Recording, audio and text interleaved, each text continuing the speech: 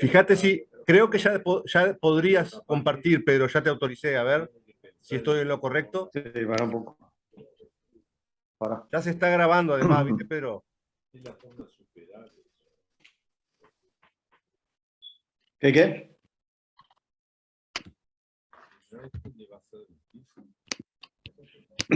Sí, me permite, sí. Bárbaro. Perfecto. Ven.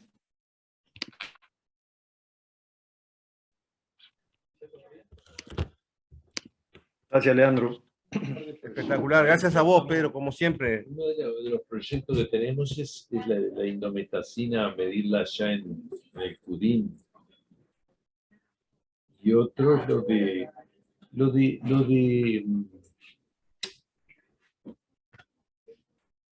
de la posición tenemos que unificar ahí, ¿no? Sí, pero Con la NERS. sí, veo que Paola que es es de Paola, ¿no? Vio el tren del embudo, porque no angula.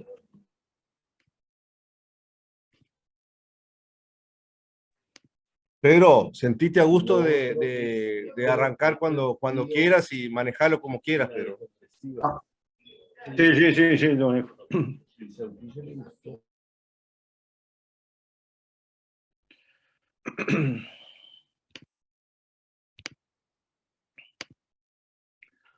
Bueno, hola a los que están conectados. Empezamos ahí en 5 minutos. Damos tiempo que se vayan conectando y empezamos.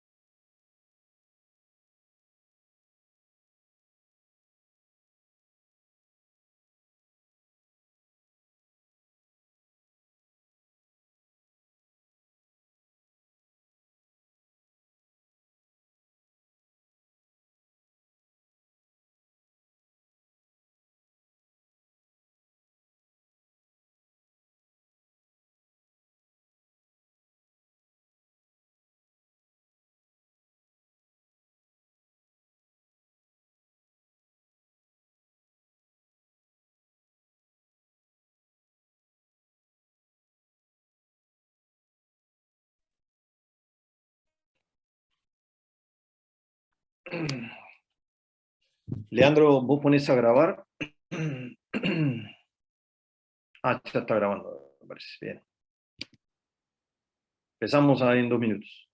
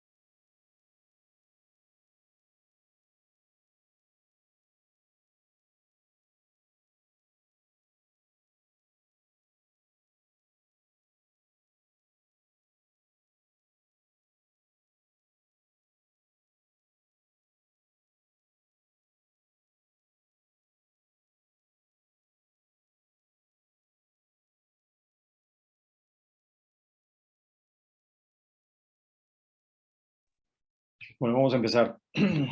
Buenas tardes a todos.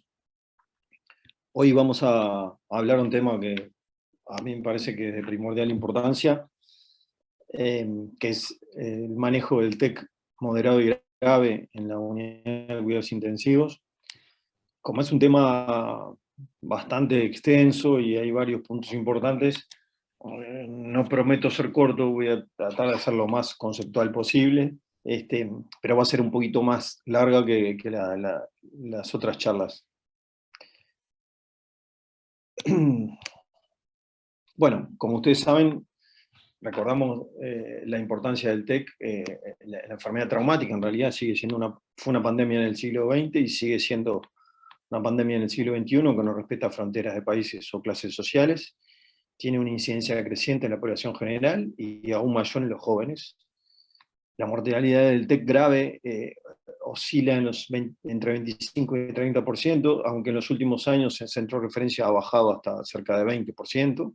Es la primera causa de muerte, la enfermedad traumática entre las personas jóvenes menores de 35 años, y además, dado que afecta a personas jóvenes, es el responsable del mayor número de años de vida potencial perdidos. Nosotros vamos a hablar del manejo en la UCI, del trauma encefalocraniano moderado y grave, pero quiero recordarles que la secuencia global del manejo del TEC grave implica una cantidad de eslabones en la cadena esta de supervivencia, igual que en otras afecciones que son emergencias, como el paro cardiorrespiratorio, el ACV, en fin, que va desde la escena del trauma y que implica emergencia prehospitalaria, el manejo en la emergencia hospitalaria, el bloque quirúrgico, la UCI especializada, y luego continúa con la estadía hospitalaria y la rehabilitación hasta llegar el paciente a volver a su domicilio. Para aclarar un poco, en realidad, como ya hace algunos años, hace más de 10 años, se estableció en esta conferencia de consenso de definición del trauma del cráneo. El trauma encefalocraniano se define como una alteración en la función cerebral u otra evidencia de patología encefálica causada por una fuerza externa. Esta fuerza externa habitualmente está vinculada a fuerzas mecánicas, pero puede ser otro tipo de fuerza. En nuestro país, los incidentes automovilísticos de tránsito siguen siendo la principal causa, la fuerza externa. Por lo tanto, el trauma del cráneo es más una clase de trastorno que una patología específica. Por eso que muchos hablan de que el trauma del cráneo no es una enfermedad, una patología, como por ejemplo es una neumonía, sino que es una clase de trastorno que incluye una cantidad de enfermedades o patologías, que se caracteriza básicamente por su heterogeneidad biológica y además la heterogeneidad del efecto terapéutico que uno obtiene en determinada población cuando aplica un tratamiento. En esto radica gran parte de por qué la mayoría de los tratamientos neuroprotectivos o neurorestauradores, o casi todos en realidad, excepto la decompresiva, si entendemos que la decompresiva es una neuroprotección o neurorestauración, han fallado en el tratamiento del trauma de cráneo. Y nos centramos en su manejo, en el tratamiento de las complicaciones y prevenir las lesiones secundarias o terciarias, como después vamos a ver. Esta heterogeneidad del trauma de cráneo se basa o tiene varios componentes. Una es la clásica heterogeneidad en cuanto a la severidad. Obviamente, ya sabemos, no nos vamos a referir que el trauma de cráneo se define operacionalmente entre leve, moderado y severo, básicamente medido por la escala de Coma de Glasgow. El severo es de 8 a 3, el moderado de 9 a 13 y el leve 14 y 15. ¿Sí? En esta charla nos vamos a centrar básicamente en el manejo del trauma severo y también algo de moderado, porque también los traumas moderados, que después vamos a ver, es una zona bastante gris, ingresan a la UCI, y no vamos a referirnos al TEC leve, que también hay mucho para hablar, pero eso en general es para el manejo prehospitalario en la emergencia y toma de decisiones en ese sentido. La heterogeneidad también depende de insultos sistémicos, como todo traumatizado. El trauma del cráneo está sometido a hipotensión arterial, hipoxemia, hipercapnia, disnatremias, o las H letales, hipoglicemia, hiperglicemia, hipotermia, hipertermia, que van a afectar o generar mayor heterogeneidad del trauma del cráneo. También, en cuanto al tipo de lesión primaria, si podemos hablar de injuria primaria, existen trauma de cráneo que tienen básicamente fracturas, contusiones o laceraciones, hemorragias, lesión axonal difusa, edema, todas patologías que son muy diferentes entre sí. Y además, a esto se agrega además una serie de injurias secundarias que van a agravar aún más esta heterogeneidad o ampliarla mucho más, que son todos los fenómenos secundarios o que se desencadenan con injuria primaria y que progresan a lo largo de los minutos, horas, días e incluso semanas, como son la isquemia, la inflamación, la excitotoxicidad, la disfunción mitocondrial, la apoptosis, vasospasmo, depresión cortical neuronal y algunas otras.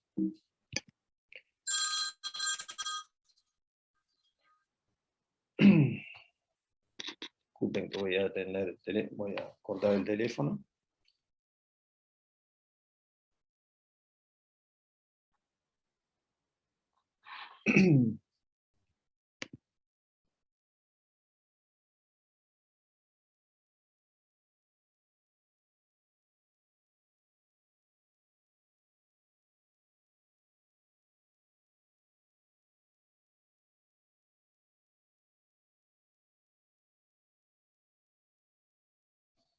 Retornamos ahora.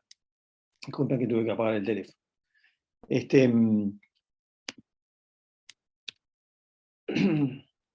Como dijimos entonces, la primera y clásica diferenciación en cuanto a heterogeneidad y clasificación del trauma de cráneo es en TEC leve, moderado y grave. Ya dijimos que nos vamos a referir al TEC grave y al moderado, que básicamente se definen por la escala de Coma de Glasgow, como ya dijimos, una definición operacional que está basada en toma de decisiones, y por lo tanto es arbitraria como cualquier otra definición operacional.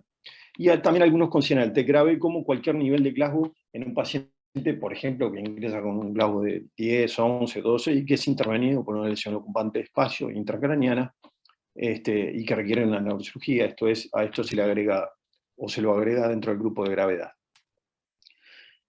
¿Qué podemos decir de la patogenia del trauma de cráneo? Bueno, siguiendo los conceptos de Omaya, la biomecánica o la biocinemática es la base científica para entender cómo se produce la injuria encefálica. En este sentido generan diferentes lesiones, que son la traslación y la rotación. La traslación tiene un centro de gravedad en la cabeza y se mueve en línea recta, y la rotación es una aceleración angular. La cabeza se mueve alrededor de su centro de gravedad. Estas lesiones, las que implican rotación o aceleración rotacional, son las que provocan lesiones más graves. Los patrones lesionales, entonces, del trauma de cráneo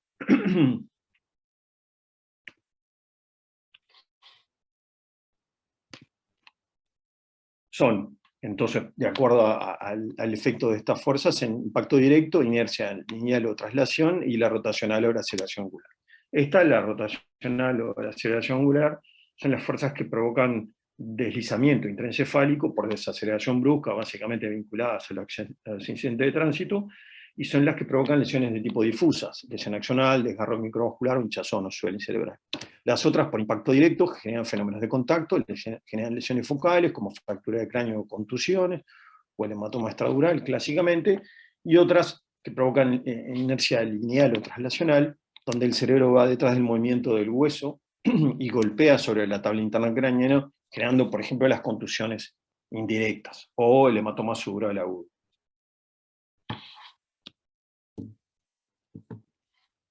Vamos a establecer entonces dos tipos de trauma de cráneo o de mecanismos lesionales, que son con cabeza fija y móvil. Las lesiones por cabeza fija son por contacto directo, implican el contacto directo básicamente, son menos graves y generan deformaciones del cráneo con o sin fractura y del parénquima subyacente. En cambio, aquellas con cabeza móvil, que son básicamente los incidentes de tránsito o las caídas, agresiones, son más graves y implican fuerzas rotacionales por variación de la velocidad en forma brusca, rompiendo axones, vainas y vasos. De acuerdo a Generelli, podemos clasificar entonces a las lesiones.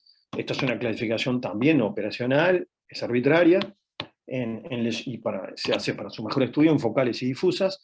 Las focales son aquellas lo suficientemente grandes para ser vistas por el ojo humano, provocan disfunción neurológica por daño directo al tejido cerebral, y son, por ejemplo, las contusiones corticales, hematomas extradural y subdural. Y las difusas no son visibles macroscópicamente, generan disfunción neuronal, neurológica global, son el edema cerebral, la lesión axonal difusa, el daño isquémico global o el edema citotóxico vasogénico.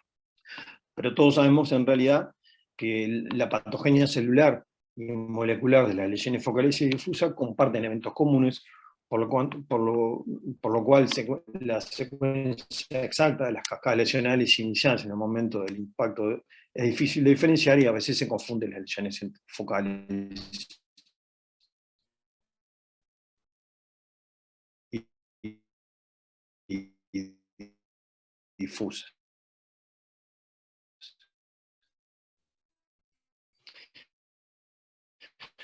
Siguiendo Adams, las lesiones también se pueden clasificar en primarias y secundarias.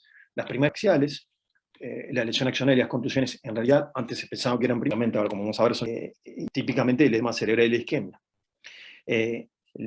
Aquí en este esquema podemos ver algunas de las alteraciones patogénicas que se producen luego de un trauma de cráneo y que implican diferentes mecanismos.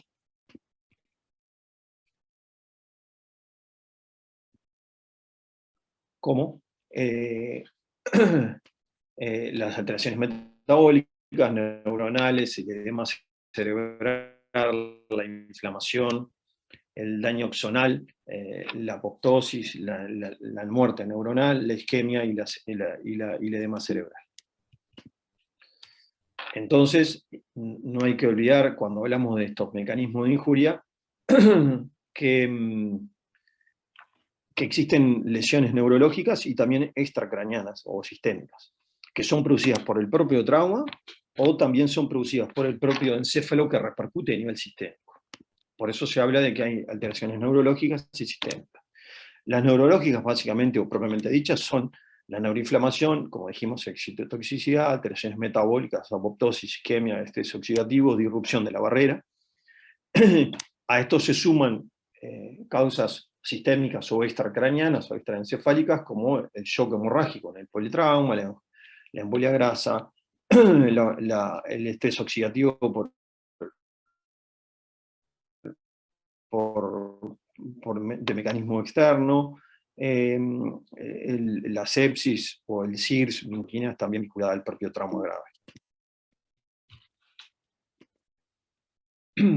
Como resumen, entonces, podemos decir que las lesiones primarias vinculadas al trauma del cráneo desencadenan una cascada de eventos bioquímicos celulares y moleculares, que fue lo que vimos, y que esos pueden estar agravados por insultos sistémicos, dentro de los cuales la hipotensión arterial y la hipoxemia son los principales, aunque también están las otras H letales que no debemos olvidar. Todas estas lesiones primarias y cascada de eventos secundarios van a generar lesiones en el correr de los minutos, horas y días, como el edema cerebral, la hipoxia cerebral, que va a generar isquemia, la excitotoxicidad, la falla energética, lesión axonal, coagulopatía, alteraciones metabólicas, de inflamación y regeneración. Este es un trabajo pionero de Miller del año 82, donde se evaluó por primera vez el impacto clínico de las lesiones secundarias.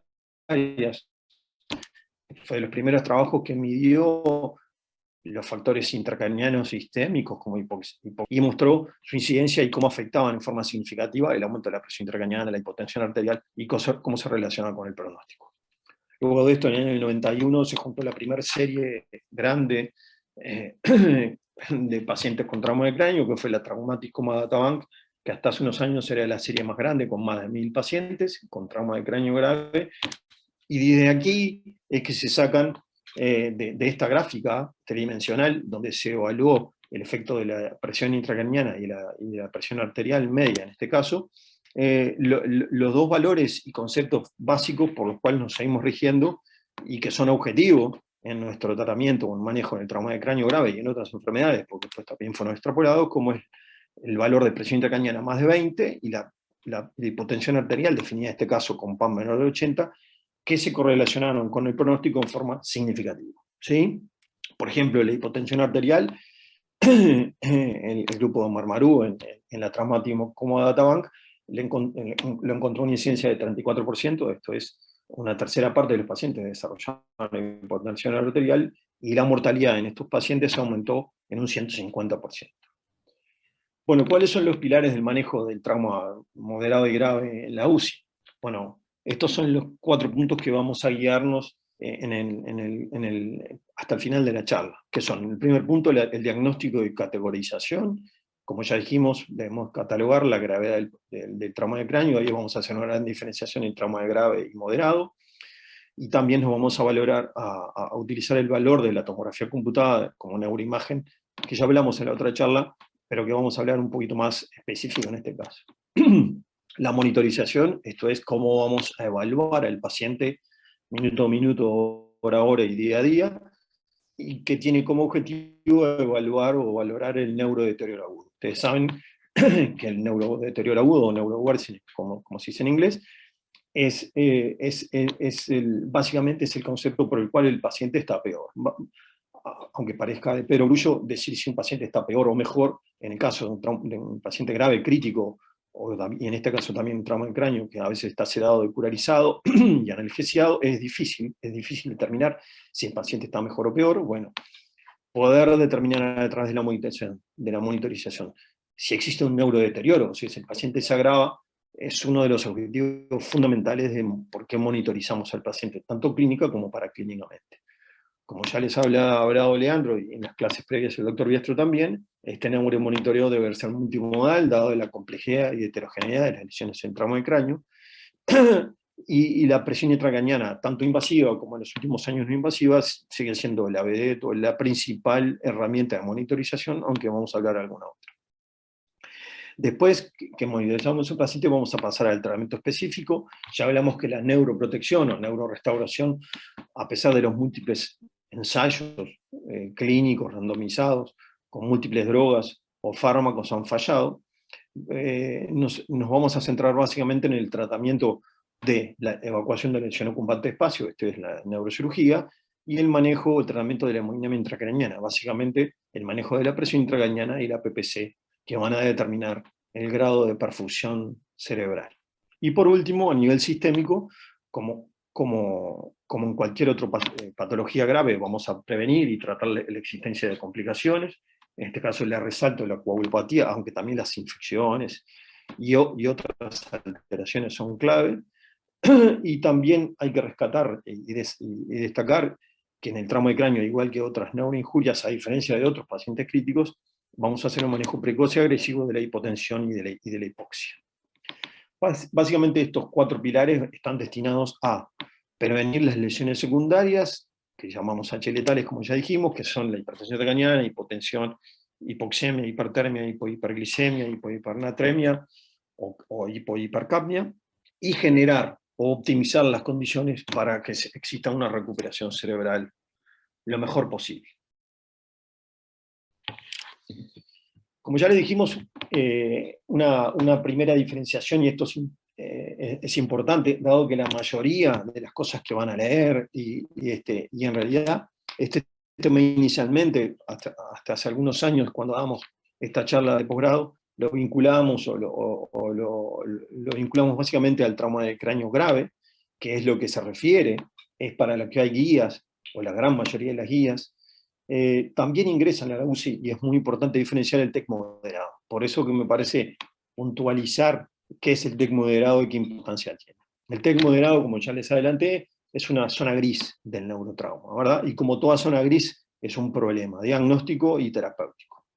En el año 92, el TEC moderado se extendió de 12 a 13. Hasta el año 92 el trauma moderado iba de 9 a 12. A partir de los trabajos de Stein, en el 92, que fue un pionero en este tema, se extendió a 13.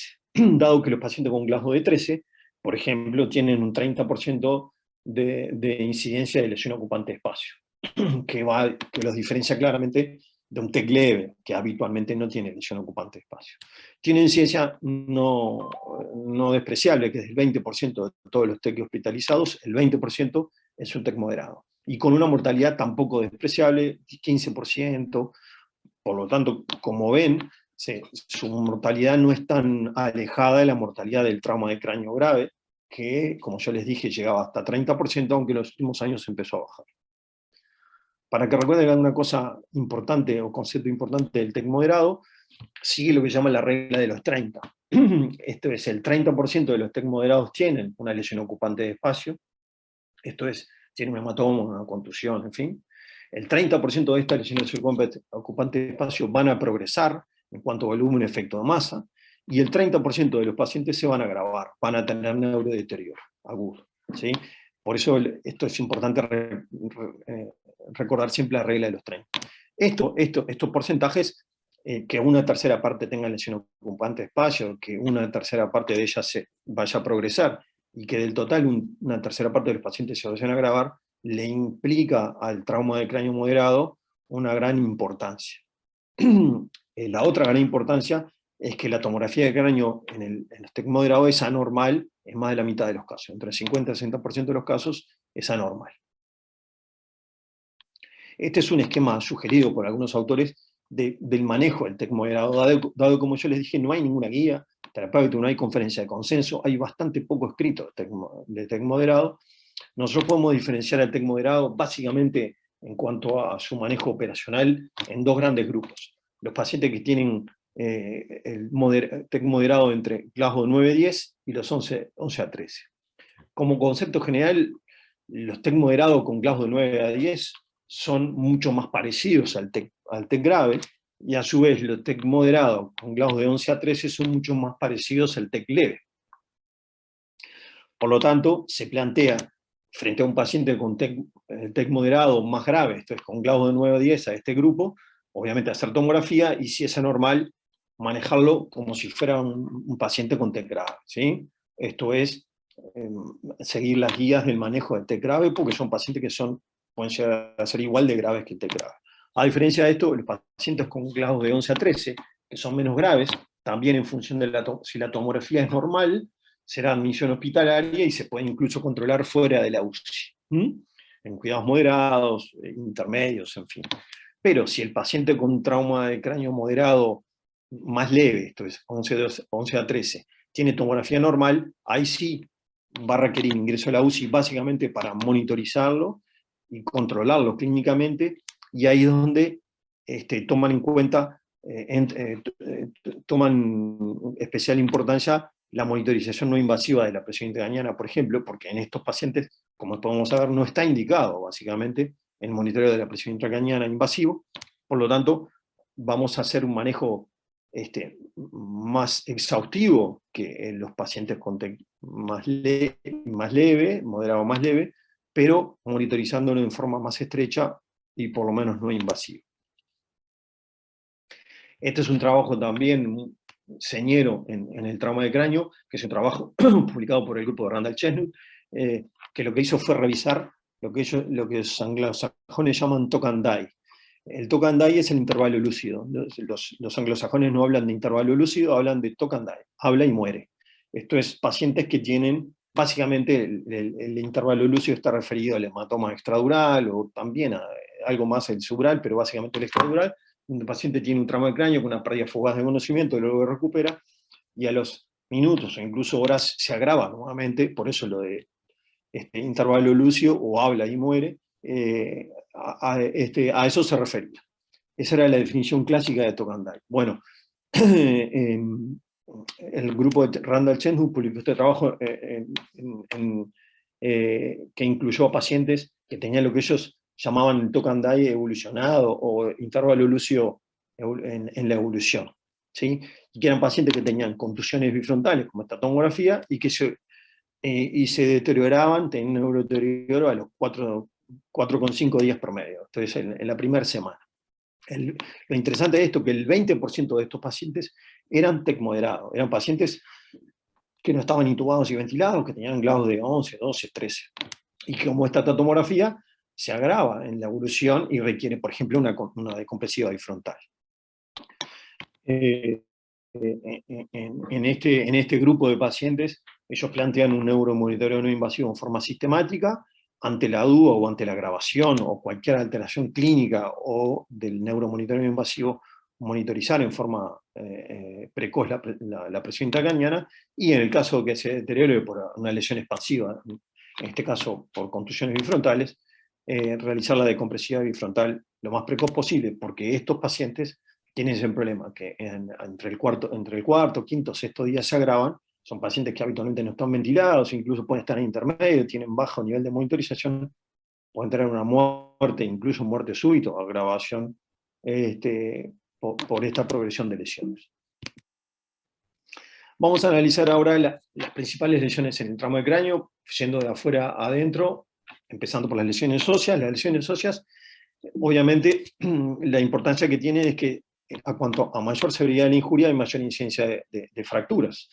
Los pacientes que tienen un TEC en la emergencia y quedan allí o después son despachados tienen 33%, pero los pacientes que ingresan a la UCI tienen, el 65% tienen fracturas de cráneo. Es una lesión muy frecuente. La presencia de una fractura, además de la lesión per se, nos tiene que poner en la pista de que cuando existe una fractura hay mayor incidencia de hematomas intracranianos, básicamente extradural. Se pueden clasificar en la fractura lineal de la bóveda o de la base del cráneo, la fractura hundimiento, como esta foto de esta reconstrucción tomográfica, que son menos frecuentes, pero que tienen otra complejidad en cuanto al manejo y a potencial agravación. El hundimiento se define cuando una fractura desplaza la tabla interna y externa, y la tabla externa de un sector queda por dentro de la tabla interna del otro sector. ¿Sí? Así se define hundimiento. Luego puede llamarse o se clasifica el hundimiento complejo cuando asocia la aleación del cuero cabelludo, y hundimiento penetrante cuando se asocia a un TEC abierto. Esto es, asocia a una laceración de la dura madre. Ustedes saben que el TEC abierto se habla cuando hay una laceración de la dura madre.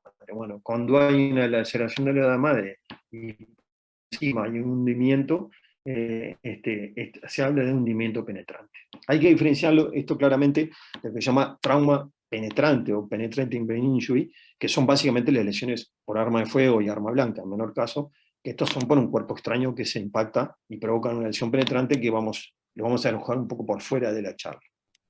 Pasando hacia adentro ahora, vamos a hablar de la lesión axonal difusa, que es el convidado de piedra, como hace muchos años hablamos de esto. Convidado de piedra, ¿por qué? Porque muchas veces no puede ser valorada, tanto como, por ejemplo, también como un hematoma extradural o subdural, pero es muy común, es casi constante en el trauma de cráneo moderado y severo, y provocan daños que pueden llegar a ser devastadores. Por eso puse la foto del atentado de las Torres Gemelas. ¿Sí? Está habitualmente oculta porque las lesiones son microscópicas, invisibles a las imágenes convencionales, incluso a la tomografía computada. Es un contribuyente mayor de disfunciones neurológicas post-traumas de cráneo. Es una de las principales causas de coma o estado vegetativo persistente. Puede llegar a ser, cuando es grave, devastadora. Es difícil de cuantificar y de evaluar. Y se produce básicamente por una disrupción axonal difusa, habitualmente es difusa, que se produce por el mecanismo que habíamos hablado de aceleración, desaceleración, y se produce un cizallamiento de los axones y nervios intercranianos. Adams hace muchos años hizo la graduación neuropatológica de lesión axonal difusa, que diferenció en grado 1, 2 y 3, de acuerdo a la gravedad. La 1 son más leves y la 3 es más grave. Y a su vez, como ustedes ven, la 1 a 3 va de lesiones más superficiales a más profundas. Las grado 1, las más leves, son lesiones microscópicas axonales que se manifiestan a nivel hemisférico del cuerpo calloso, tronco y cerebelo. Las 2 son lesiones macroscópicas en el cuerpo calloso, y las 3 son lesiones macroscópicas en el cuerpo calloso y en el tronco cefálico. Como yo les dije, cuanto más centrípeta, más hacia adentro y central es la lesión, básicamente el tronco cefálico, más severa va a ser el daño neurológico por lesión axonal. Ya hablamos que la lesión axonal es un continuo que va de lesiones microscópicas a más severas, macroscópicas y hemorrágicas. Hace muchos años se pensaba, como ya dijimos, que la lesión axonal era un evento primario, pero a raíz de los últimos estudios, ya hace más de 15 años, se ha visto que la lesión axonal difusa progresa en el tiempo. En este trabajo de Chung, publicado en el Journal of Neurotrauma, ellos analizaron proteínas neurofibrilares de los axones y encontraron que hasta 72 horas después había progresión de las alteraciones de las proteínas del citoesqueleto, esto es que había disrupción axonal incluso hasta 3 días después del trauma de cráneo. Por lo tanto, la lesión axonal difusa es una lesión inicialmente primaria, pero que después se convierte en secundaria. ¿Cómo evaluamos imagenológicamente la lesión axonal difusa? Bueno, como ustedes saben, ya hablamos, la tomografía computada es el primer estudio en todo el trauma de cráneo. En realidad, la tomografía solo detecta lesiones severas de lesión axonal. Esto es una tomografía absolutamente normal, puede tener en sí puede tener, ocultar o no ver lesión axonal difusa leve, incluso moderada.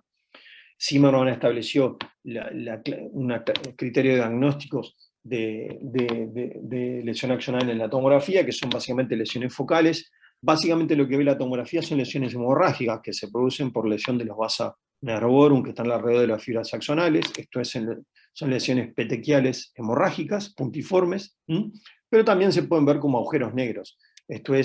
Y eso habitualmente se ve en la evolución, esto es lesiones no hemorrágicas. Esos son mucho más difíciles de ver en la tomografía, sí se ve mejor en las lesiones, de resonancia magnética.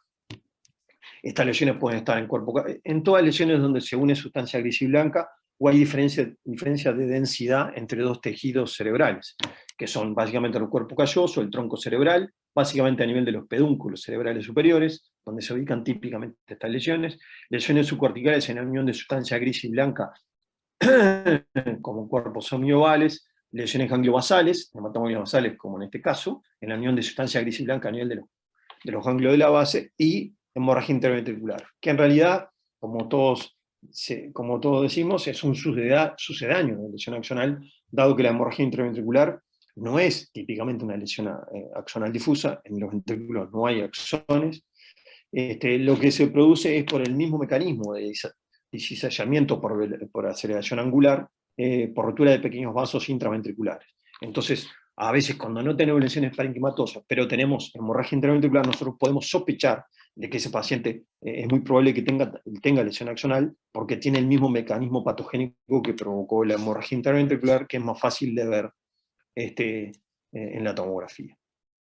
En las clasificaciones posteriores, por ejemplo de Marshall, en la que más utilizamos, las lesiones axonales están básicamente en las lesiones difusas tipo 1 y tipo 2, como después vamos a ver.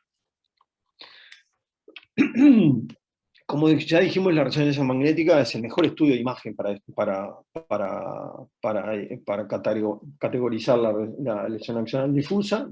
es la que mejor detecta lesiones de sustancia blanca, es 30% más sensible que la tomografía, pero es más costosa y compleja de instrumental, no es el primer estudio imagenológico, como ya lo hablamos en la charla. ¿Sí? Pueden encontrar lesiones hemisféricas, en cuerpo calloso, en tronco cerebral e incluso en la cápsula interna. ¿Sí? Eso no nos vamos a explayar porque ya lo hablamos bastante en la charla de resonancia magnética. Pasando después a otro tipo de lesiones, el hematoma extradural. El hematoma extradural es una lesión hemorrágica o extraxial que se desarrolla entre la dura madre y el cráneo, como se ve acá. Generalmente resulta en la efracción de una arteria meningia o una rama de la arteria meningia media. Es raro que sea por lesión de venos durales, pero también puede pasar. Habitualmente existe fractura asociada en un 90%. Esto es, si nosotros encontramos una fractura de cráneo, siempre tenemos que ir a buscar por debajo el hematoma extradural y al revés, y viceversa. Ocurre más frecuentemente en la legión temporal, pero en una tercera parte de los casos se ubica en otros sectores, frontal, occipital. Puede presentarse como una aparición diferida, por eso, como yo les decía, donde hay una fractura siempre hay que sospechar o ir a buscar en la tomografía de control la aparición del hematoma extradural.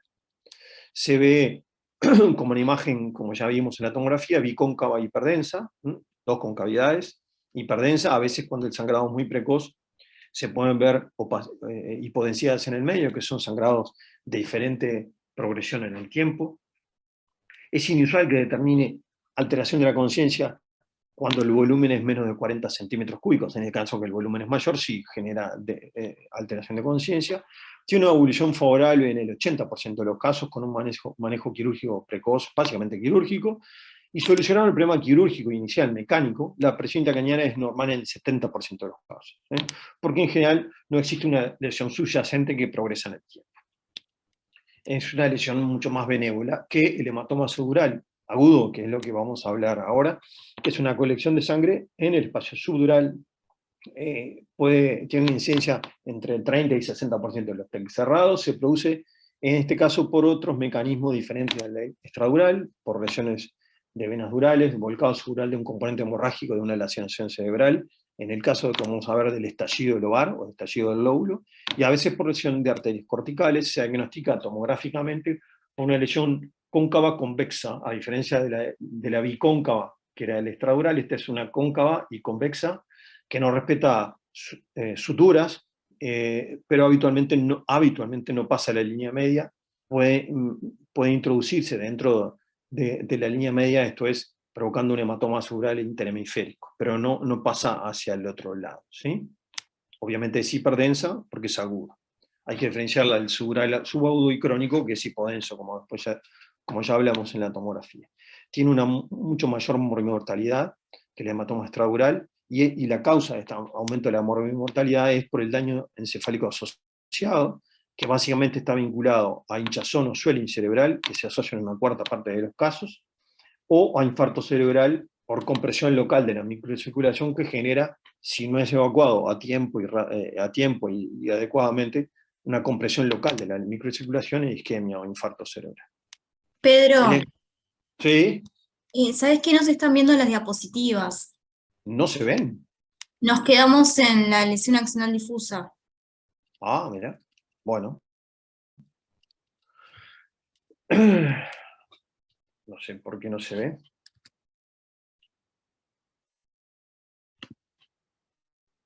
Ahí se ve. ¿Ahora? No, seguimos en la misma, está como trancado. Está como trancado. Bueno, vuelvo a cerrar y abrir.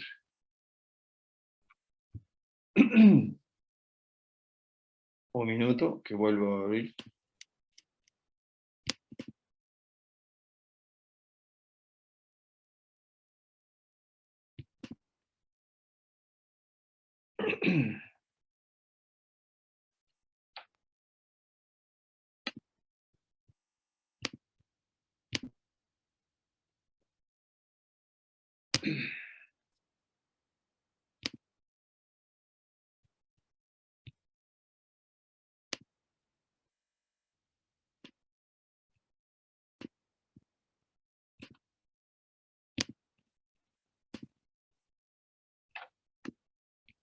A ver, ahora sí se ve.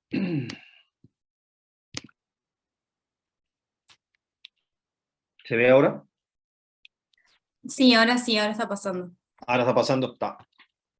No sé por qué. Pero bueno, y vamos a la lesión axonal difusa.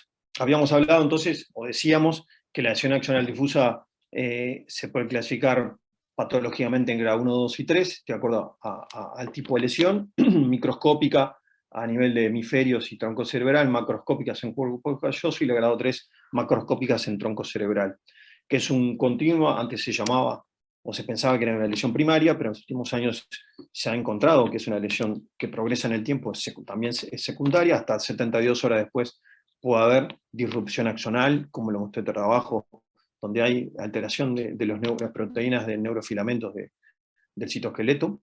El primer estudio como cualquier trauma de cráneo de la lesión axonal, es la tomografía computada, que detecta básicamente lesiones severas en el cuerpo calloso, tronco encefálico, subcorticales, ganglio basal intraventricular. Como decíamos, es básicamente en la unión de sustancia gris y blanca, o diferente tejido de diferente densidad, que es básicamente unión de sustancia gris y blanca, que se ven como lesiones hemorrágicas, puntiformes o petequiales, en este caso ganglio basal, en la unión de la gris y blanca de los ganglios de la base.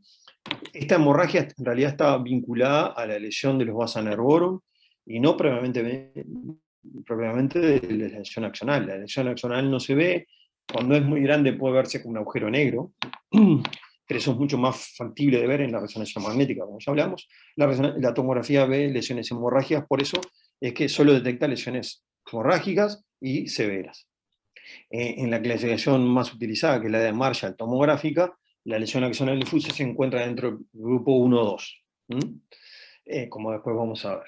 Como dijimos, la resonancia magnética detecta mejor lesiones de sustancia blanca, es 30% más sensible que la tomografía, es más costosa y compleja de instrumentar, como ya sabemos, y ve mucho más lesiones de lesión axonal, que pueden verse como lesiones ovoideas múltiples, que tienen en su eje el axón, hemisférica, cuerpo calloso en tronco y en cápsula interna. El hematoma extradural, que como veníamos diciendo, se desarrolla entre dura madre y el hueso, y generalmente se ve una lesión de la arteria meningia o una rama de la arteria meningia media. Es raro por lesión de senos venosos. Existen en más del 90% de los casos fractura de cráneo asociada al hematoma extradural. Es más frecuente en región temporal, pero un tercio de los casos se produce en otros sectores, occipital o frontal. Puede presentarse, como ya dijimos, como un intervalo lúcido, Tokandai. Esto es como una lesión diferida. Por eso es importante verificar dónde hay fractura, porque en las tomografías siguientes ir a buscar que no haya un hematoma extradural en la evolución. El hematoma extradural es raro que provoque, inusual que produzca una alteración de conciencia si el volumen es chico, si es menos de 40%, menos de 40 centímetros. En este caso, por ejemplo, si genera volúmenes mayores de 40 centímetros, puede generar alteración de conciencia per se. Se ve, como ya dijimos en la tomografía, como una imagen bicóncava, hiperdensa, aunque puede tener en su sector, ya dijimos, zonas hipodensas por sangre en diferente tiempo de derrame o de fracción. Evoluciona favorablemente en 80% de los casos, es una lesión benévola si es tratada a tiempo, y solucionar el problema inicial, la PIC es normal en 70% de los casos, ¿verdad? Porque no hay una lesión subyacente, como por ejemplo el hematoma subdural, que vamos a ver, que provoca un hinchazón o edema cerebral y aumenta la presión intracraniana posterior. El hematoma subdural agudo, que es la colección de sangre en el espacio subdural, sí es mucho más grave, es frecuente, hasta 60% de los TEC graves cerrados tienen hematoma subdural agudo, se produce por varias lesiones, fracturas venadurales, un volcado subdural de un componente hemorrágico de una aceleración de un hematoma. Esto es lo que vamos a después hablar del estallido lobar, el estallido lóbulo, y a veces por lesión de arterias corticales. El diagnóstico tomográfico es por una lesión cóncava convexa, que no respeta suturas, no pasa la línea media, como yo le decía, a veces puede introducirse dentro de la cisura interhemisférica, configurando un hematoma interhemisférico que se continúa con el hematoma subdural, pero no atraviesa la línea media, no pasa hacia el otro lado. El hematoma subdural agudo tiene una mortalidad mucho mayor que el hematoma extradural, y su causa es el daño encefálico asociado, no por el propio hematoma subdural, que son básicamente el hinchazón o swelling cerebral, que se asocia al hematoma subdural en una cuarta parte de los casos, y también por el isquemia o infarto cerebral que provoca por una compresión local mantenida de la microcirculación cuando no es tratada a tiempo. El hematoma subdural, como ya dijimos en la clase de tomografía, se puede clasificar en agudo, subagudo o crónico. Básicamente nosotros nos estamos refiriendo al agudo, que es en las primeras 48 horas. El subagudo va generando un compuesto de coágulos de sangre y sangre líquida que van a dar un aspecto de hipodensidad y hiperdensidad en el subdural, y el crónico genera un subdural, una lesión hipodensa, básicamente, porque el hematoma ya es fluido, se produce en las semanas, incluso meses después de un trauma de cráneo. La hemorragia cerebral traumática, que había sido el gran olvidado del trauma de cráneo, es frecuente, es muy frecuente. Más de la mitad de los pacientes con grave tienen hemorragia cerebral traumática. Predomina, a diferencia de la hemorragia cerebral neurismática, en las circunvoluciones corticales, es de la convexidad en la hemorragia cerebral traumática, y se produce por roturas de arterias intracraneales de vena puente y por difusión de sangre de las contusiones. Es un signo de gravedad de trauma de cráneo. La existencia de hemorragia subaracnoidea traumática aumenta 2 veces el riesgo de muerte, y se asocia a hipertensión intracraneal y lesiones de masa mucho más frecuentes que si no existiera. Las contusiones encefálicas o contusiones laceraciones son básicamente lesiones destructivas del parénquima cerebral, que incluyen lesiones de sustancia blanca, gris y elementos vasculares. La laceración es cuando hay una lesión de la pia aracnoides, se rompe la pia aracnoides y ahí se produce lo que se llama laceración, que es un tipo de contusión. Están topografiadas básicamente en los polos del lóbulo frontal y temporal, porque se producen en contacto del cerebro con protuberancias óseas de la base del cráneo. Son más severas en las crestas gíricas, pero pueden extenderse a la sustancia blanca subcortical. Como se ve acá en la tomografía, y ya dijimos, se ven como una imagen en sal y pimienta, negro y blanco, hiperdenso y hipodenso en la tomografía computada, y en la evolución se transforman en lesiones cicatrizales de retracción hipodensas, básicamente. Patogénicamente las contusiones se pueden clasificar en expansivas o no expansivas. Las no expansivas en general están vinculadas a impacto directo, y las expansivas son producidas por mecanismo inercial complejo, desaceleración o aceleración angular. Un ejemplo clásico de la contusión expansiva es lo que hablábamos del signo del estallido del lóbulo, que es la asociación de una contusión y el hematoma subdural agudo que se introduce en forma de reloj de arena dentro del parénquima cerebral. Ahí quería mostrar. Esto es un estallido del lóbulo, en este caso frontal, ¿sí? Hay un hematoma subdural agudo que se continúa como si fuera un reloj de arena con una contusión hemorrágica, o un hematoma, o una laceración, ¿sí? Es el de mayor dinamismo, estas lesiones son las más graves, y obviamente requieren cirugía y un control estricto. Lo importante de las contusiones es que tiene una dinámica espacial importante, como ya vimos el trabajo de Randa Chennu, que podían progresar hasta el cuarto, típicamente como media, 4,5 días, aunque pueden progresar hasta 7 u 8 días después, hasta 10 días algunos autores. Y las causas de esta progresión de las contusiones son por hemorragia diferida, por edema citotóxico, neurotóxico o vasogénico en la periferia, por alteración de la barrera hematoencefálica. Ocurre o se produce en casi la mitad, 45% de los casos las contusiones progresan en el tiempo. La hinchazón cerebral o swelling cerebral, como a veces se llama, es el aumento del volumen de todo el encéfalo o de un hemisferio. A veces se transforma en un hemisuelem o en hinchazón cerebral. La causa no siempre es clara, puede haber un aumento del volumen sanguíneo, y ahí es que se habla del clásico swelling cerebral congestivo, puede ser por aumento del contenido de agua del tejido cerebral, en este caso es el clásicamente edema cerebral, que puede ser intersticial o intracelular.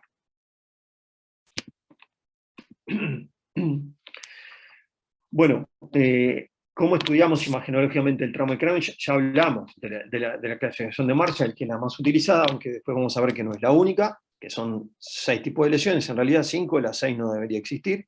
Ya dijimos que la lesión difusa tipo 1 y tipo 2 corresponde básicamente a la lesión axonal difusa, y son tomografías que no ven lesiones, no ven lesiones, o que tienen lesiones pero que tienen cisternas presentes, no tienen desviación de línea media más de 5 milímetros, y tampoco tienen lesión ocupante de espacio más de 25 centímetros cúbicos. La tipo 3 de Marshall es la clásicamente el swelling, hinchazón cerebral, es cuando existen cisternas comprimidas ausentes, pero no existe desviación de línea media más de 5 milímetros, ni lesión ocupante de espacio más de 25 centímetros. La 4 es cuando hay una desviación de línea media más de 5 milímetros, pero no hay lesión ocupante de espacio mayor de 25, y la 5 es cuando cualquier lesión quirúrgica evacuada. La 6 es la lesión de densidad mixta o mayor a 25 centímetros que no fue evacuada quirúrgicamente.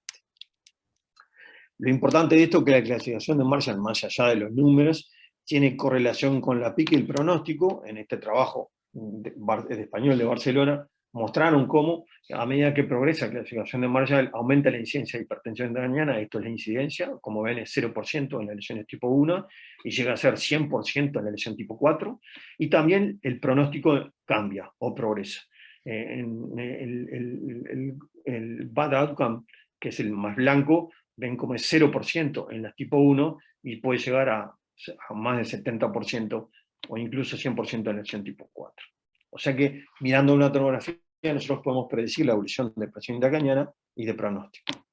Como yo le decía, esa es la clasificación clásica utilizada, la de Marshall desde el año 91, que es la que tenemos acá, pero en los últimos años han aparecido otras clasificaciones que se llaman de Rotterdam y Helsinki, de acuerdo a los trabajos, a las ciudades de los trabajos donde fueron diseñadas y escritas, pero que toman en cuenta básicamente, además de la compresión de la cisterna de la base y de la lesión de línea media, por ejemplo, si tienen hemorragia intraventricular o subaracnoidea traumática. Yo les había dicho que la hemorragia intraventricular o subaracnoidea traumática era el gran olvidado. Bueno, la clasificación de Marshall no toma en cuenta esta lesión.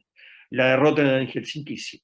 La de Rotterdam va de 1 a 6 y la de Helsinki va de -3 a 14, porque hay lesiones, por ejemplo, en la de Helsinki, esto es interesante, el hematoma extradural es -3, o sea, es protectivo. Esto es mejor tener un hematoma extradural que, por ejemplo, un subural que le da 2.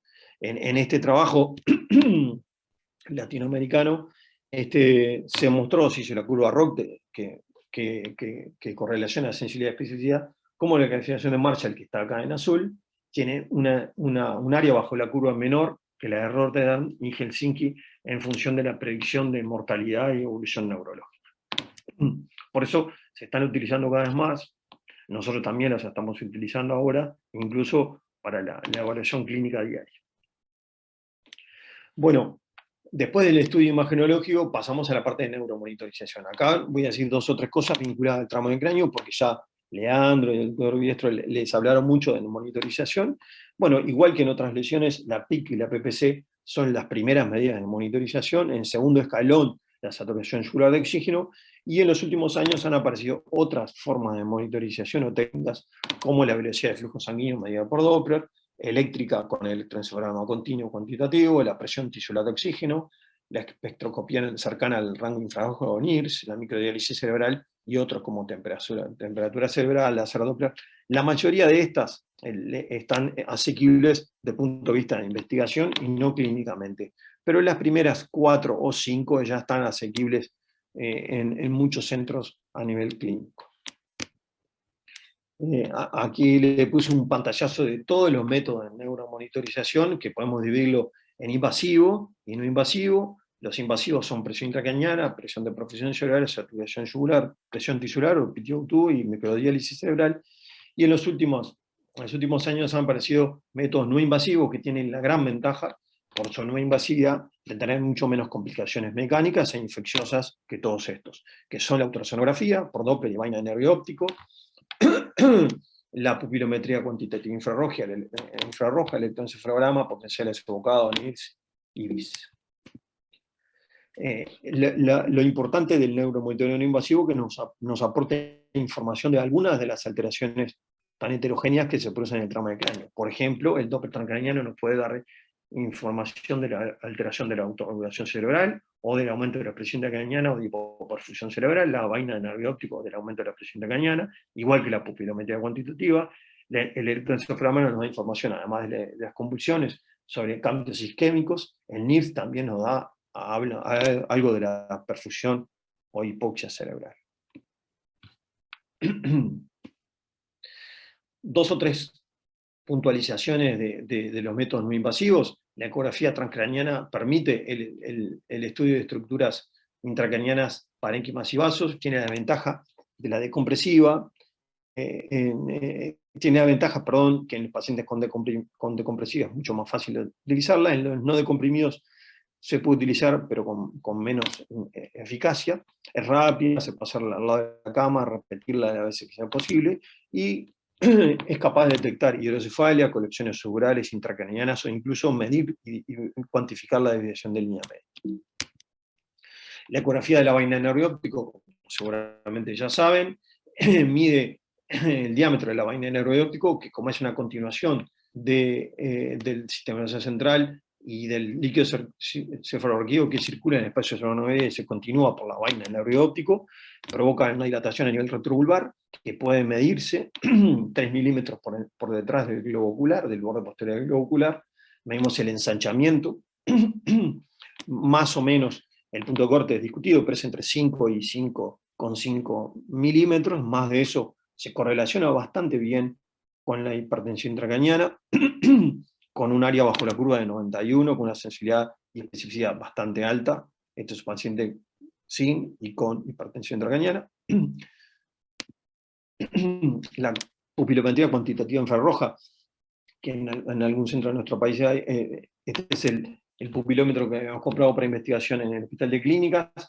Ahora existen pupilómetros más modernos, que próximamente van a entrar en Uruguay, y que tiene la capacidad de estudiar en forma cuantitativa y sistematizada la respuesta pupilar frente a un estímulo infrarrojo, a diferencia del reflejo fotomotor que podemos medir solo con la luz de una linterna.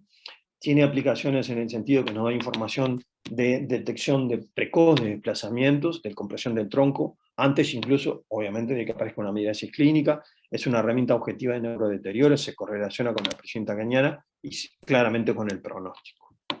En cuanto a la monitorización de la presión intracraniana, esto para resaltar que en la última guía, la Brain Trauma Foundation del año 2016, la presión intracraniana está recomendada como nivel de evidencia 2B.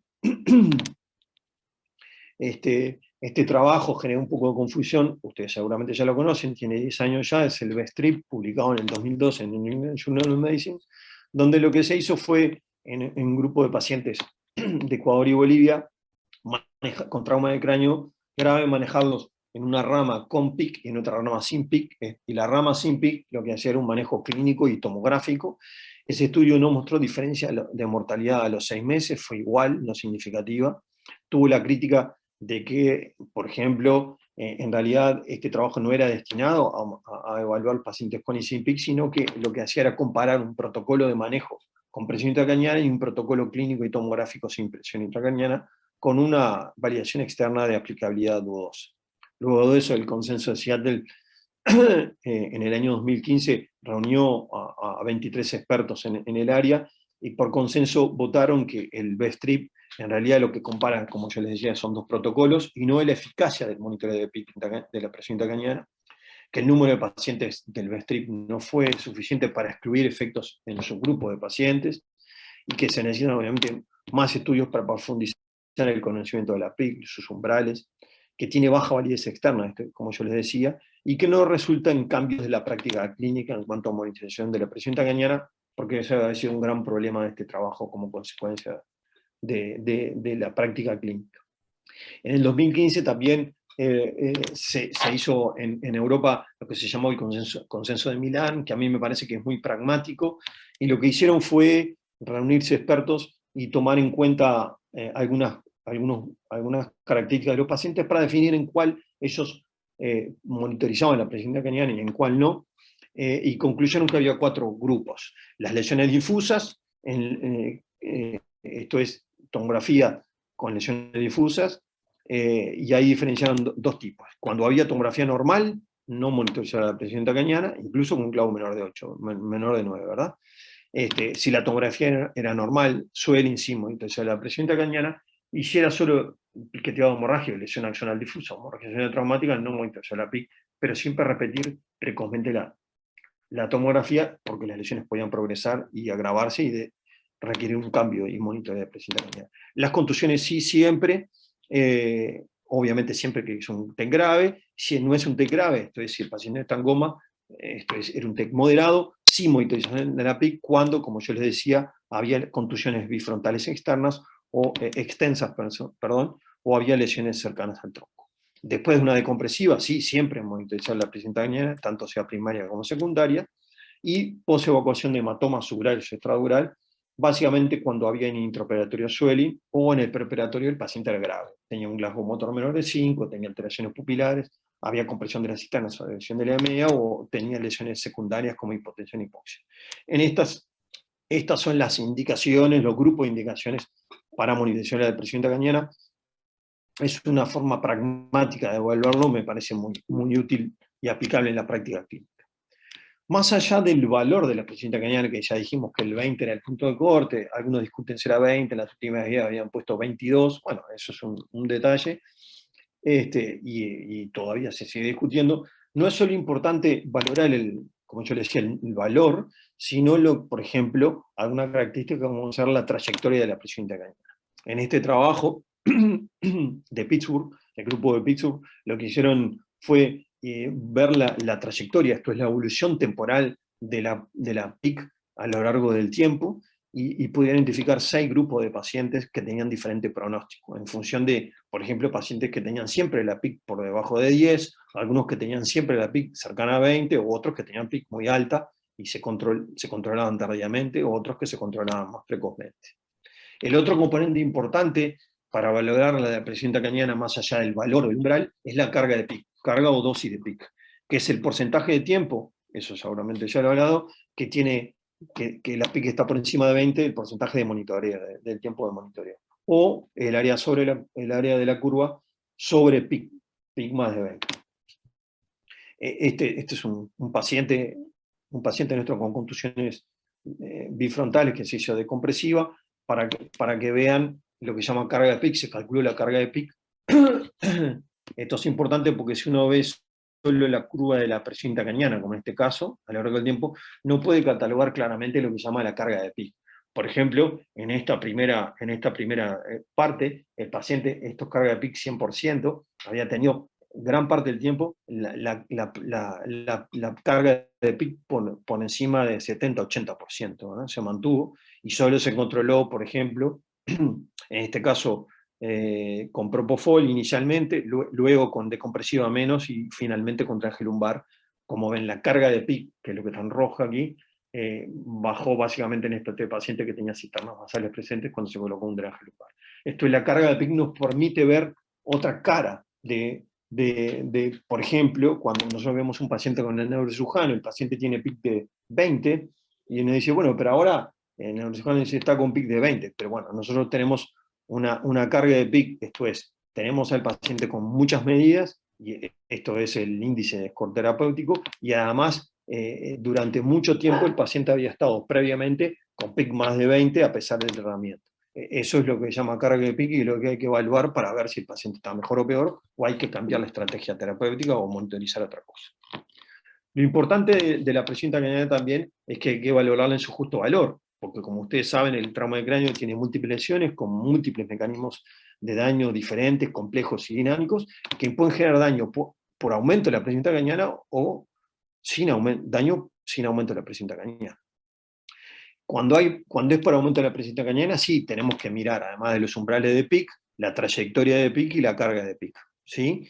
Pero puede haber neurodeterioro sin aumento de la presión intracraniana. En este caso, habrá que monitorizar invasivamente o no invasivamente. En el caso invasivo de la presión tisular de oxígeno, hay pacientes que aún con PIC baja tienen presión tisular de oxígeno baja también, como seguramente ya le mostró Leandro. Y también neuromonitoreo invasivo con Doppler, NIRS, pulmometría, que nos permitan acercarnos más a la medicina de precisión. Esto es ver realmente qué tiene ese paciente, por qué se deteriora o por qué está peor. Bueno, pero ¿qué hay en la vida real? Este es el trabajo, el mayor estudio prospectivo de presión intracraniana, de evaluación de presión intracraniana en el mundo, se llama Synapse ICU, fue un estudio internacional prospectivo observacional de cohorte, que evaluó 146 UCI de más de 40 países, con más de 2.000 pacientes, con trauma de cráneo, pero también con hemorragia intracerebral, hematoma intracerebral y hemorragia senoidea, y encontramos que se monitoriza la presión intracraniana en pacientes graves, ¿no? Como un glaucoma 9 en el 56%, o sea que solo en la mitad de los pacientes se monitoriza la presión intracraniana. Sigue existiendo una baja nivel de monitorización y una gran variabilidad en el monitoreo.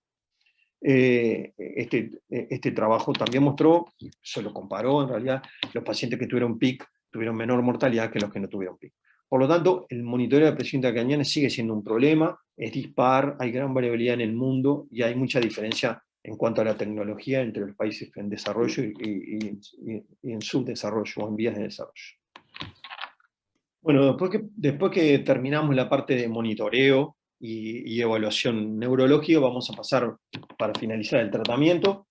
Como cualquier enfermedad crítica, las directivas del tratamiento son básicamente, y primero, el sostén de las funciones vitales, el ABC, luego el manejo de la hemodinamia intracraniana, esto es la PIC y la PPC, y por último prevenir y tratar las lesiones secundarias, dentro de las cuales la hipotensión arterial y la hipertensión intracraniana son las dos principales que afectan el pronóstico.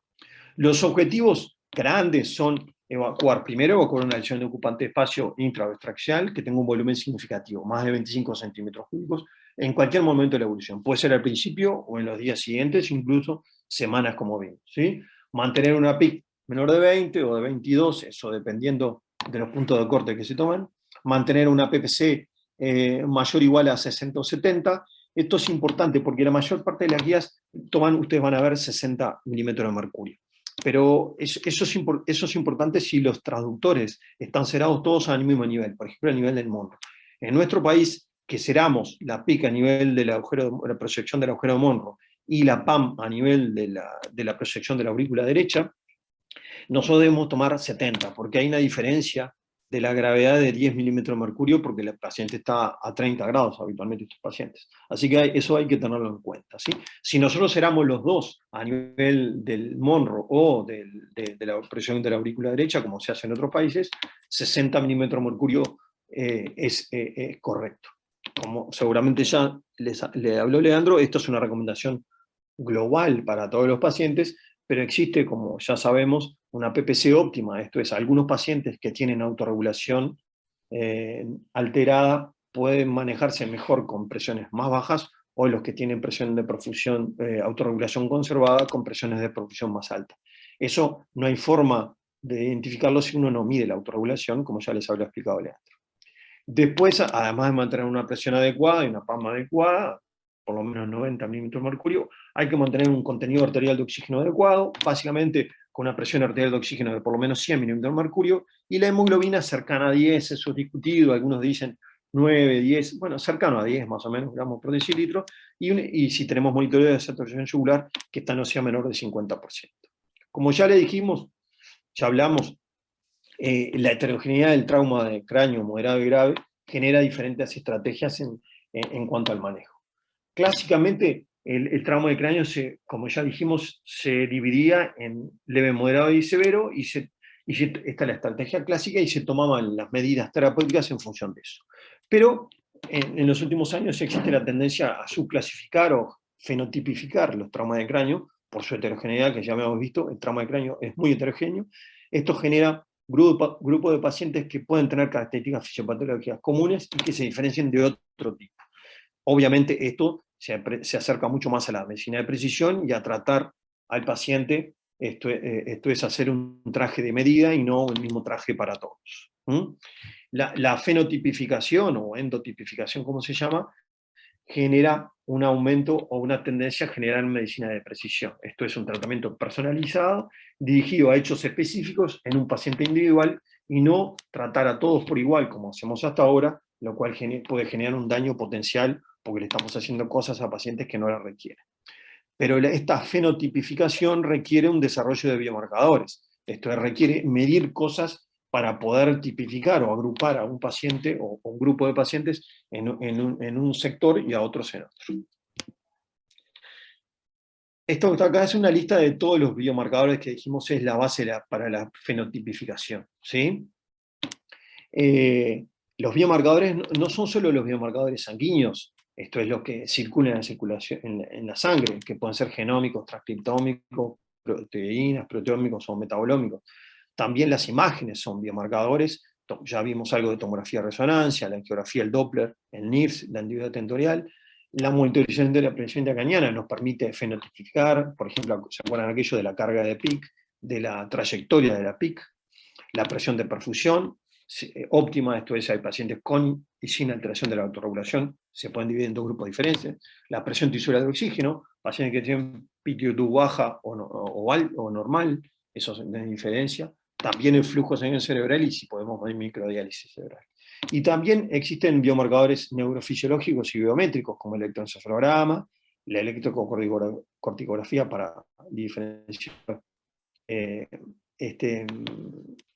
cortical spleen depression, los potenciales vasoabocados, la pupilometría. Vamos a hablar algunas cosas de biomarcadores sanguíneos. Existen una gran cantidad de biomarcadores sanguíneos. Estos son los más utilizados, están empezando a entrar. Nosotros empezamos también a partir de un proyecto de investigación que después lo voy a mostrar, algunos de estos biomarcadores.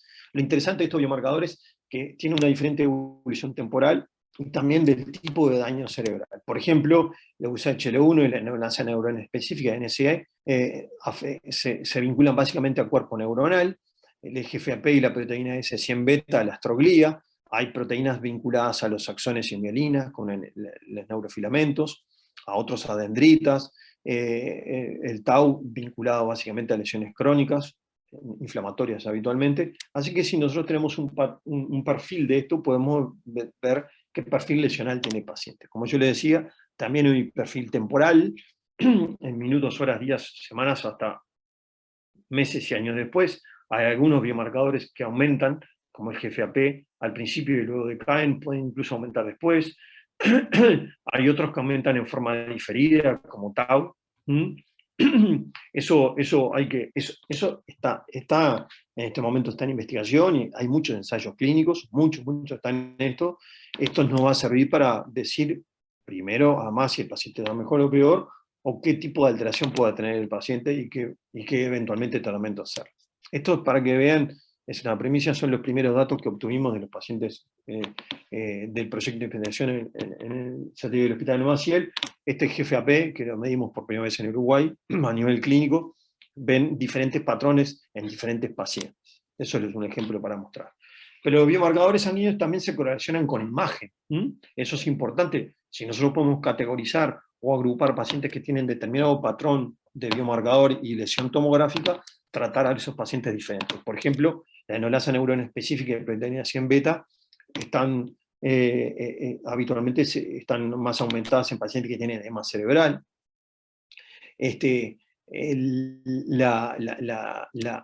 Hay correlación positiva entre la proteína 100 beta y el volumen de las contusiones. Esto es, si una contusión aumenta, también aumenta la proteína 100 beta. Lo mismo con la clasificación de Marshall, de Rotterdam y de Helsinki.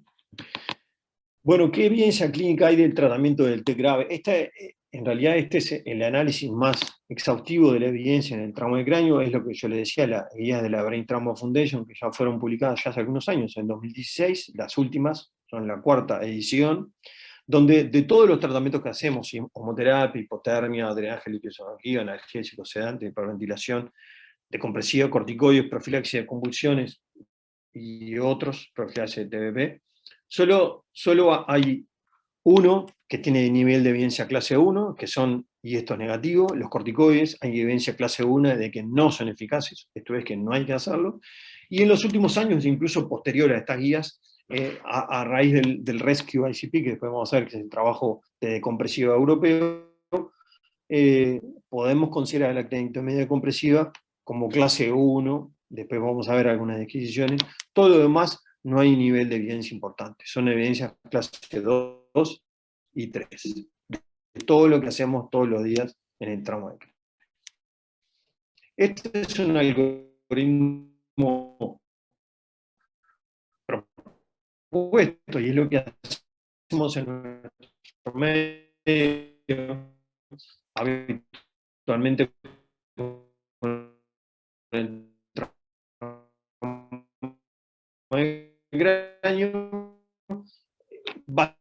básicamente con el manejo de la hemoglobina intracraniana. ¿Se acuerdan que el manejo de la hemoglobina intracraniana en la producción cerebral PC 70, en nuestro medio 70, porque los primer nivel, que son ustedes ya la hemoterapia, la hiperventilación y la pseudocurarización, repitiendo siempre la tomografía computada, porque si aparecen unas lesiones hay que evacuarlas quirúrgicamente.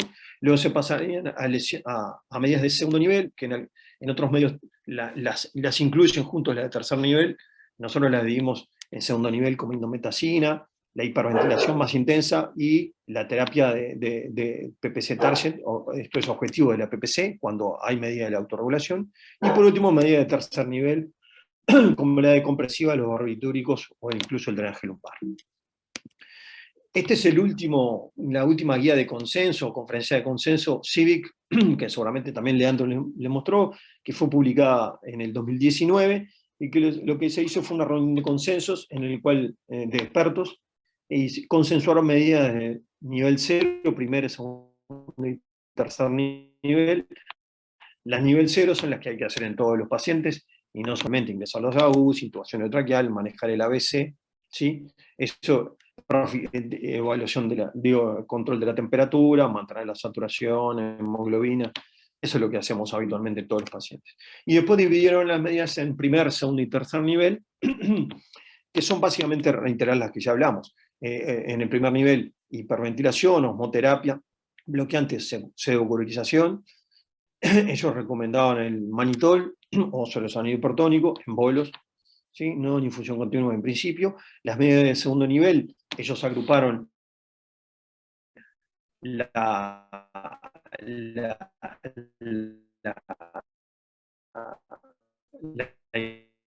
hiperventilación, hipocamia, la parálisis muscular, no primer nivel, y lo que se llama para tratar de hacer una presión arterial media y evaluar si eso, cómo repercutía a nivel de la presión intracraneana, si bajaba o no bajaba la presión intracraneana. En los pacientes que tienen autorregulación conservada, supuestamente el aumento de la presión arterial media va a generar secundariamente disminución de la presión intracraneana por vasoconstricción y disminución del volumen cerebral. Entonces en estos pacientes podemos aumentar la presión intracraneana, la presión arterial media. En los que esto no ocurre, está contraindicada seguir aumentando la presión arterial. Y los que ellos agruparon en medida de tercer nivel son los barbitúricos, o en nuestro caso el propofol, porque lo que tenemos en nuestro medio, la decompresiva y la hipotermia. Dos o tres cosas de la decompresiva, que es el que más, de los que más trabajos ha aparecido y ha habido a nivel clínico de las medidas de tercer nivel. Hay que diferenciar lo que es decompresiva primaria y secundaria. La secundaria es la que está vinculada al tratamiento de la hipertensión intracraniana, esto es pacientes con hipertensión refractaria, van a decompresiva secundaria, y la primaria es cuando el neurocirujano realiza una decompresiva, cuando opera un paciente por un hematoma subural agudo, habitualmente el cerebro está hinchado intraoperatorio y profilácticamente deja una decompresiva, ¿sí? Las complicaciones son frecuentes en la decompresiva, no hay que olvidar que es un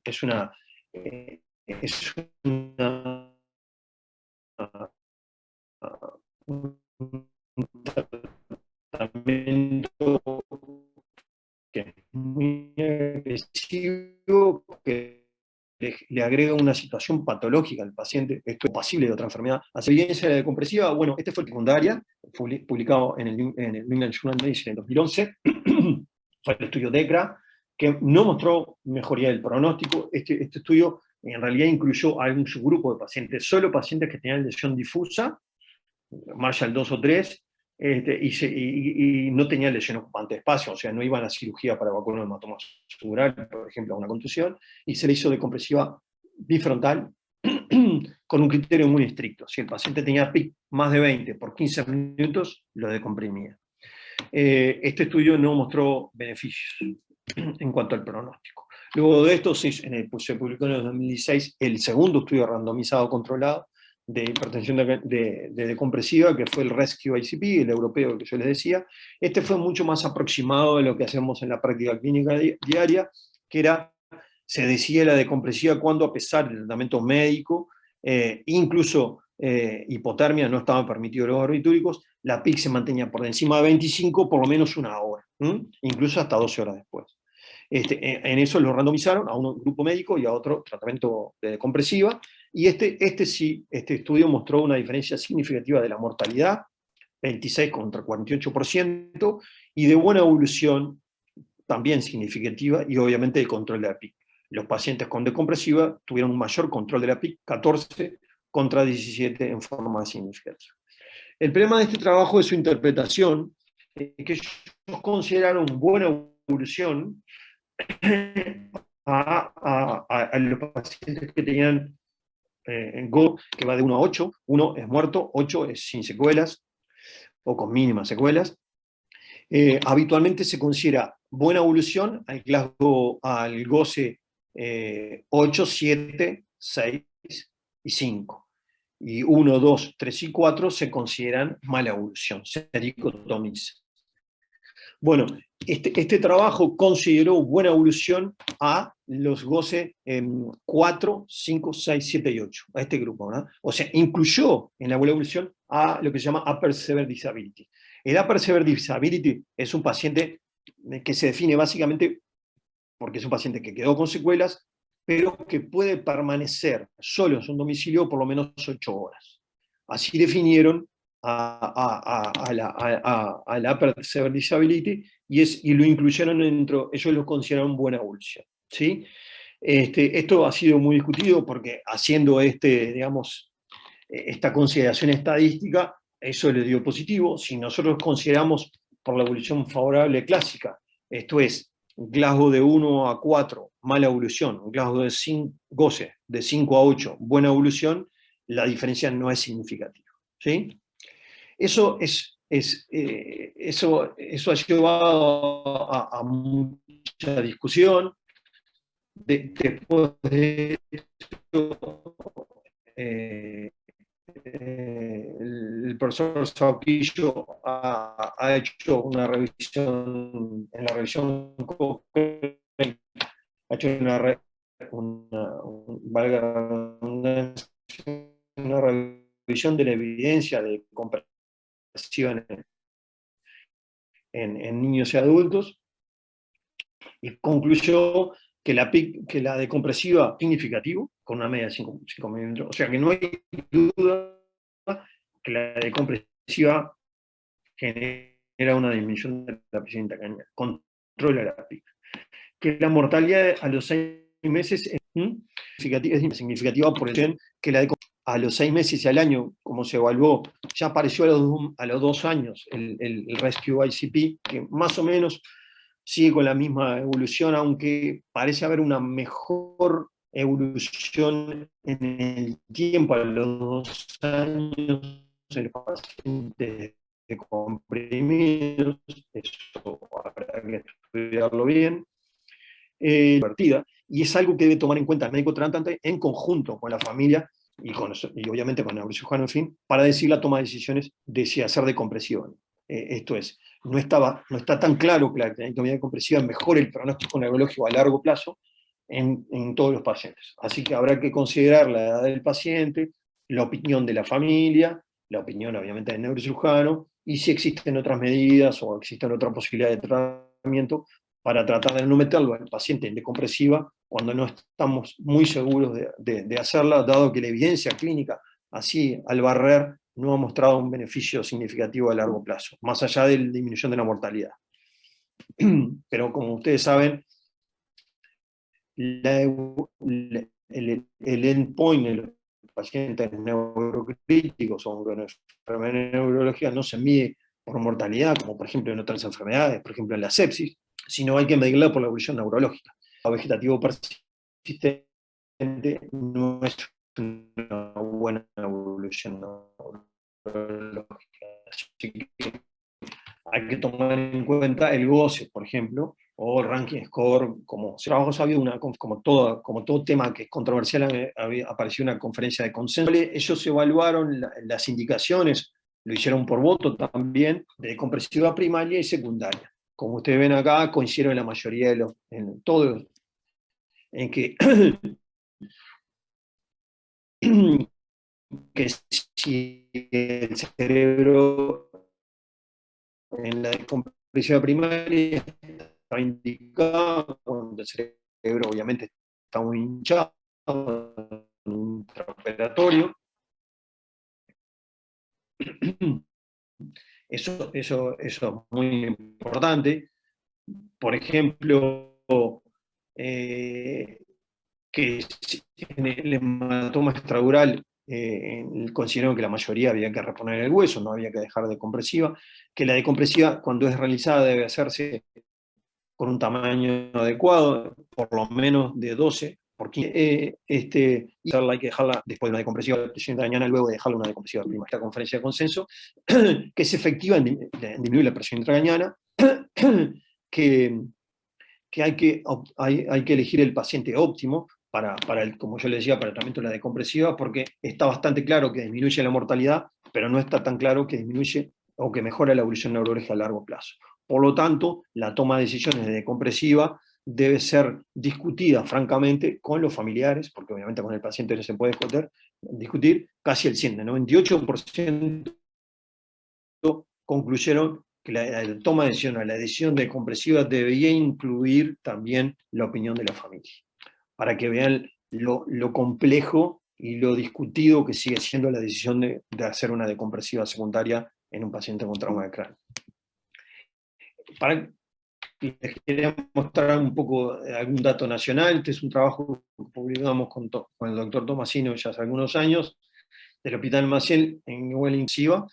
Fue una serie que fue de casi 70 pacientes, y nosotros vimos que obviamente los pacientes que iban, esto era decompresiva primaria y secundaria, con una mala evolución en 66%, eran pacientes muy graves, pero en los que sobrevivieron el 61% tuvieron buena evolución.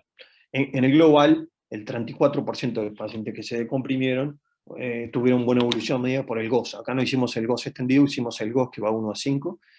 O sea que en nuestros pacientes la decompresiva sigue teniendo un buen lugar. Hay que definir cuál es el mejor lugar y la mejor forma de utilizarla. Esto para que vean en cuanto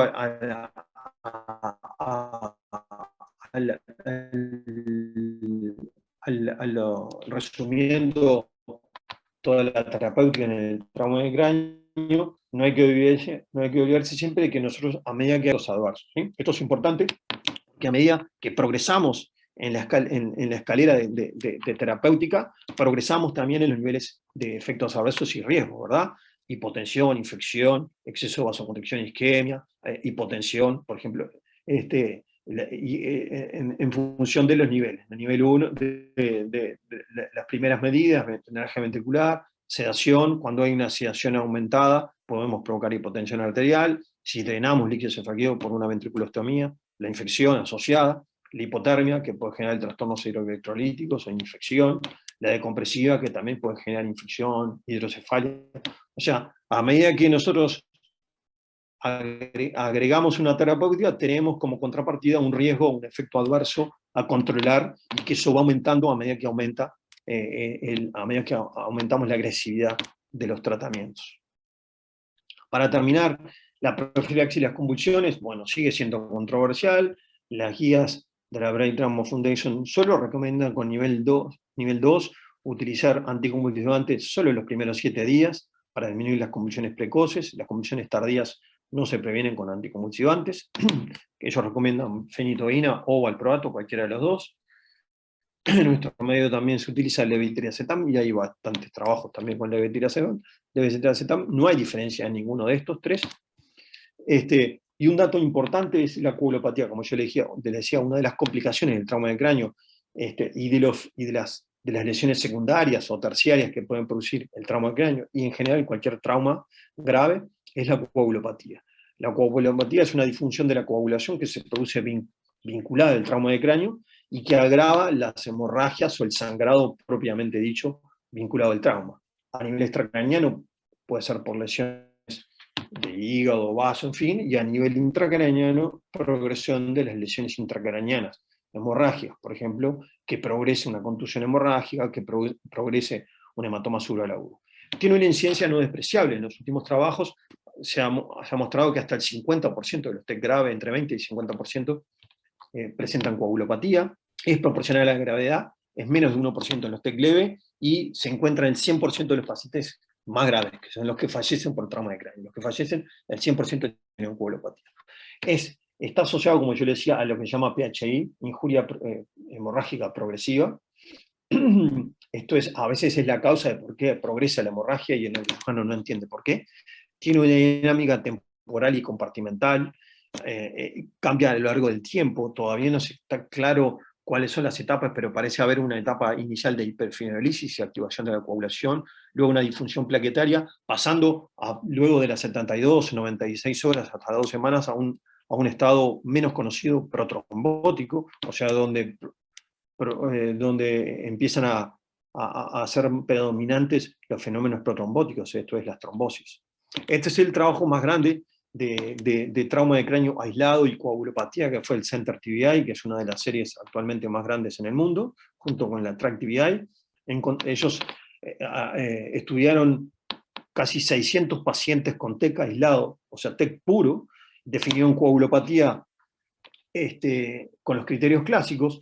Ustedes saben que la coagulopatía se puede definir por los criterios clásicos del laboratorio, INR, APTT y plaquetas, o por los criterios tromboelastográficos, que en nuestro país solo algún centro lo tiene, y básicamente para algunos pacientes, y encontraron un 20% de coagulopatía. Esto es, pacientes con TEC aislado, TEC puro, no tenían politrauma, no tenían shock hemorrágico, no tenían nada, no tenían lesión rhabdomiolisis, no tenían nada, encontraron coagulopatía en un 20%. En un trabajo que hizo la doctora Bellini, que está terminando su monografía ahora de posgrado en el Maciel, nosotros nos encontramos más o menos ahí, en el TEC, entre 20 y 30% de incidencia de TEC aislado, TEC puro, ¿sí? Y los factores asociados a coagulopatía fueron, obviamente, la mayor gravedad, la hipotensión, la hipoxemia, la acidosis y la hipotermia. Esos fueron factores asociados a coagulopatía. Bueno, una vez que sabemos que existe coagulopatía, que puede existir hasta en 30 50% de los casos, bueno, y que la hiperfibrilis, como ya les había dicho, es una de las primeras etapas de esta alteración de la coagulación, esta coagulopatía. Bueno, nosotros tenemos fármacos como son los antifibrolíticos, que han sido ampliamente utilizados en la hemorragia senoidea y también en el trauma general. Ustedes saben que los antifibrolíticos, posterior al estudio CRASH 2, este es el estudio CRASH 3, el CRASH 2, han mostrado los antifibrolíticos que mejoran claramente el pronóstico. En uno de los trabajos más grandes, trauma que se ha realizado en el mundo, mejora la evolución y la mortalidad de los pacientes con politraumatizados, con riesgo de sangrado o sangrado significativo. Ya es evidencia en clase 1 utilizar antifibrolíticos en ese tipo de pacientes. Esto es, pacientes con trauma grave que ingresan con shock o con alto riesgo. Esto es, hipotensión o taquicardia con alto riesgo de tener sangrado. Los antifibrolíticos ya mostraron el CRASH 2 y son evidencia clase 1. Luego de esto se encontró en un subgrupo del CRASH 2, que eran los pacientes con TEC grave, que es lo que estamos hablando nosotros, que había una mejoría en su grupo de TEC que no era significativa. Por lo tanto, después de eso se puso en marcha el estudio CRASH 3, que es este que se publicó en octubre del 2019, y que encontró que en realidad solo se estudiaron los pacientes con TEC. En las primeras 3 horas del TEC eran pacientes con TEC grave y moderado, también incluyeron los moderados, grados de menos de 13, o que tenían sangrado significativo, pero que no tenían sangrado en otro sector. No tenían shock hemorrágico, ni tenían sangrado abdominal, ni torácico, era solo de cráneo. En eso se utilizaron el mismo protocolo, que fue transamina 1 gramo intravenoso en bolo y luego 1 gramo en 8 horas. Incluyeron más de 12.000 pacientes. Mostraron que hubo un descenso de la mortalidad no significativa en general, pero que ese descenso de la mortalidad fue significativo en los pacientes menos graves, con TEC leve o moderado. Lo cual generó un poco de controversia o duda. Esto es, uno pensaría que los pacientes más graves se beneficiarían. Bueno, en este fue un endpoint secundario. La transamina mejoró la evolución, o sea, disminuyó la mortalidad en los pacientes con TEC leve o moderado. Algunos dicen que quizá los pacientes con el TEC leve o moderado tienen más probabilidad de mejorar o no empeorar si uno le agrega antifibrolíticos, porque evita la progresión de las lesiones hemorrágicas potencialmente que tiene ese paciente. El TEC grave o muy grave, en el estudio CRASH 3, cuando ellos incluyeron los TEC con Glasgow de 3, estos eran los que estaban más graves, no hubo ninguna mejoría, así que es probable que venga por ahí. Por lo tanto, después de este estudio todavía muchos no consideran a la transamina como evidencia clase 1, obviamente en el TEC grave, algunos la consideran en el TEC moderado, eso es decisión del médico tratante. Y por último, para completar el pronóstico, ya no me quiero extender más, ya dijimos que los factores pronósticos más importantes en el TEC moderado y grave son la clínica, definida básicamente por el Glasgow y las pupilas. El Glasgow sigue siendo un potente predictor pronóstico. Los pacientes, yo siempre digo que hay dos subgrupos de pacientes con TEC. Dentro del TEC grave, que es aquel que tiene Glasgow 8 o menor de 8, hay dos grupos. El que tiene Glasgow de 3 a 5 y el 6 a 8. Hay dos subgrupos. Los Glasgow 3 a 5, o sea, los más graves, son realmente muy graves y tienen casi 80% de mala evolución. A diferencia de los que tienen 6 a 8, que tienen 26% de mala evolución. Hay dos grupos. Es muy importante diferenciar cuando ustedes comentan, bueno, este paciente cómo está, bueno, se ha mantenido persistentemente con un Glasgow de 5, menor de 5, bueno, ese paciente ya yo sé que tiene 80% de mala evolución. A diferencia del TEC grave, pero que tiene un Glasgow entre 6 y 8, o que inicialmente tuvo un Glasgow de 3 o 4, pero progresó a 6 o 8, esos pacientes solo tienen 26% de mala evolución. Eso es muy importante diferenciar, y no hablar, como yo les decía, el TEC grave, todo meter en la misma bolsa. Las pupilas, ya sabemos, el tener una alteración pupilar, una anisocoria y una diriasis cuadriplica el riesgo de mala evolución, de muerte y mala evolución. La edad también es un factor independiente, más de 60 años. Y la imagenología, como ya le dijimos, la clasificación de Marshall se correlaciona con el pronóstico y la resonancia magnética para evaluar las lesiones difusas. Cuanto más lesiones difusas y más en tronco, peor pronóstico. Además hay que agregar como otro factor pronóstico, las injurias sistémicas habitualmente son iniciales en la etapa prehospitalaria, la hipotensión arterial, la hipertensión mañana agravan la evolución. No es lo mismo un paciente con TEC grave, con un Glasgow de 6 a 8, que tuvo hipertensión intracraniana, que alguien que no lo tuvo, o hipotensión o no. Con esto creo que terminamos. Creo que a pesar del corte ahí por la caída de la imagen, no fui tan extenso. Pero,